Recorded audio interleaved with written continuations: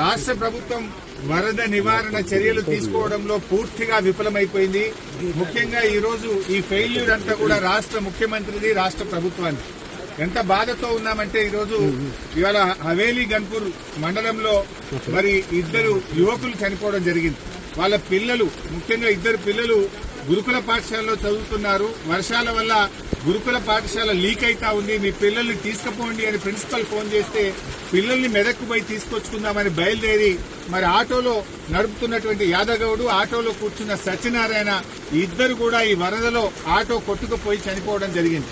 ఆ ఇద్దరు దాదాపు కొన్ని గంటల పాటు కరెంటు పోల్ పట్టుకుని ప్రభుత్వం నుంచి ఏదైనా సహాయం అందుతుందా, హెలికాప్టర్ వస్తుందా, ఎన్డీఆర్ఎఫ్ బృందాలు వస్తాయని 4-5 గంటలు ఎదురు చూశారు.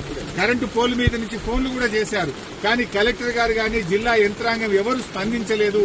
మధ్యాహ్నం 2 తర్వాత కరెంటు పోల్ కూడా వరద ఉధృతికి పడిపోయి ఆ వరదలో కొట్టుకొని ఆ ఇద్దరు కూడా చనిపోవడం జరిగింది. అంటే ఇది కేవలం ప్రభుత్వ వైఫల్యం. నిన్న ఒక మంత్రి గారు మాట్లాడుతూ అంటాడు, హెలికాప్టర్ అంత అవసరమైతే తప్ప వాడద్దట, మీరు మాత్రం పెళ్లిళ్లకు వాడుండ్రి, బీహార్ లో రాజకీయాల కోసం వాడండి, మీ సొంత కార్యక్రమాలకు వాడుకోండి.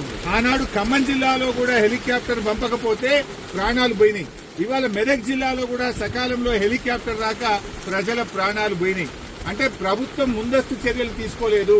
నిజాం సాగర్ లో ఈ వరద ఉధృతిని చూసి గేట్లెత్తి ముందుగానే నిజాం సాగర్ ను ఖాళీ చేసుంటే బ్యాక్ వాటర్ లో ఇంత నష్టం జరిగి ఉండేది కాదు. అటు ఇంజనీరింగ్ లోపం ఉంది, ప్రభుత్వ వైఫల్యం ఉంది.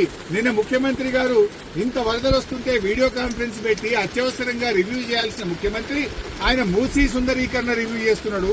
ఇవాళ పొద్దున్న లేచి ఆటల పోటీల గురించి రివ్యూ చేస్తుంది. ఒక దిక్కు ప్రజల ప్రాణాలు పోతున్నాయి, తాగడానికి నీళ్లు లేవు. అవే